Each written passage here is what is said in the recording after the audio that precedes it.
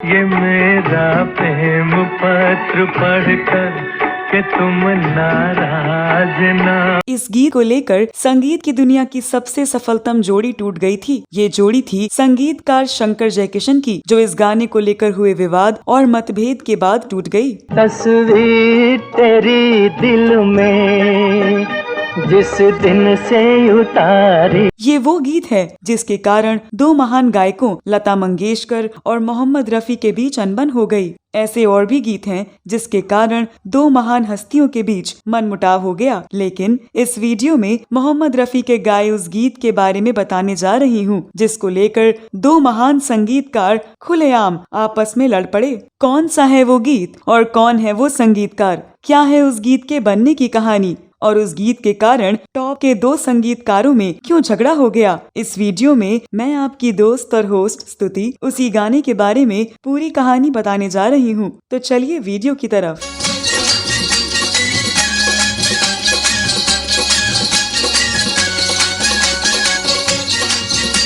दोस्तों, साल 1958 में एक फिल्म आई थी आखिरी दांव। इस फिल्म में मोहम्मद रफी का गाया गीत बहुत लोकप्रिय हुआ था।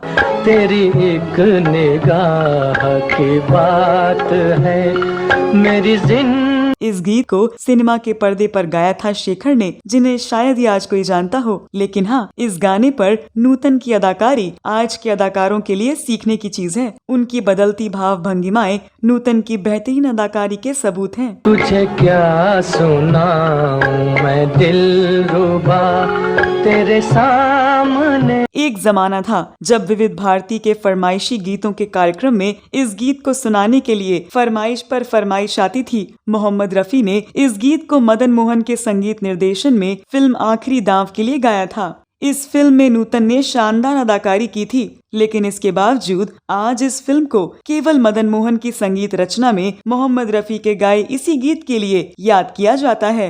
मेरी हर खुशी तेरे दम से है मेरी जिंदगी। इस गीत को मदन मोहन के संगीतबद्ध किए गए टॉप के गीतों में शुमार किया जाता है। लेकिन आपको ये जानकर आश्चर्य होगा कि इतने महान संगीतकार मदन मोहन ने ये संगीत रचना किसी अन्य संगीतकार की धुन से नकल करके तैयार की और इस कारण मदन मोहन को काफी आलोचनाओं का सामना करना पड़ा, बल्कि उनकी उस समय के एक दिग्गज संगीतकार के साथ खुलेआम तू-तू मैं हो गई।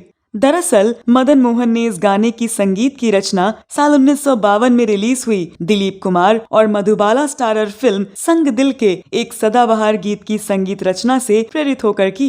इस गीत का संगीत अत्यंत प्रतिभाशाली संगीतकार सज्जाद हुसैन ने दिया था। ये गाना है ये हवा ये रात ये चांदनी तेरी एक अदा। इस गीत में राजेंद्र कृष्ण की रोमांटिक शायरी और तलत महमूद की मखमली आवाज का सम्मिश्रण था। इस गीत को दिलीप कुमार और मधुबाला पर शूट किया गया था। इस गीत की रिकॉर्डिंग को लेकर कई कहानियां भरी हुई हैं। बताया जाता है कि इसकी रिकॉर्डिंग में साजिंदों से हर बार कुछ न कुछ नुक्स रह जाता था और सज्जाद हुसैन हर बार उसे नए सिरे से रिकॉर्ड करवाते थे। इस नगमे को 17 बार पूरी लंबाई में रीटेक किया गया, तब उन्होंने ओके किया, मगर इसके बावजूद भी वो पूरी तरह संतुष्ट नहीं थे, क्योंकि उनके तजुर्बेदार साजिंदे भी सितार और सारंगी के एक टुकड़े को उनकी मर्जी के अनुसार नहीं बजा पाए। जब तक सज्जाद हुसैन जिंदा रहे, इस गाने को सुनकर हमेशा यही कहते थे कि जैसा मैं चाहता था सितार नवाज वैसा बजा नहीं पाया। इसी गाने के जादू भरे संगीत से प्रेरणा पाकर संगीतकार मदन मोहन ने फिल्म आखिरी दांव के गीत की रचना की थी, जिसे रफी साहब ने गाया। तुझे क्या सुनाऊं मैं दिलरुबा। ये गाना भी खूब मकबूल हुआ, लेकिन जब सज्जाद हुसैन को इसका पता चला तो उन्होंने इस गीत को अपनी धुन से प्रेरणा के बजाय तर्ज की चोरी करार दिया और मदन मोहन से अप्रसन्न हो गए। अक्सर वो संगीतकारों की महफिल में मदन मोहन का सामना होने पर इस बात का शिकवा ज़बां पर ले आते थे। एक बार वो उन्हें देखकर बोले कि आजकल तो परछाइयां भी घूमने लगी हैं। एक बार सज्जाद हुसैन जब मदन मोहन से मिले तब उन्होंने लगभग डांटते हुए मदन मोहन से पूछा कि उनकी धुन की नकल करने की हिम्मत कैसे हुई। इस बात पर दोनों में झिझक भी हो गई, लेकिन मदन मोहन ने भी बात संभालते हुए कहा कि बाकी के संगीतकारों की इतनी शानदार कोई भी धुन नहीं है जिसकी नकल की जाए। फिल्म संगीत की दुनिया में हर किसी को पता था कि उस्ताद सज्जाद हुसैन संगीत के क्षेत्र में जितने उच्च स्तर के कलाकार थे उतने ही गुस्सैल भी थे।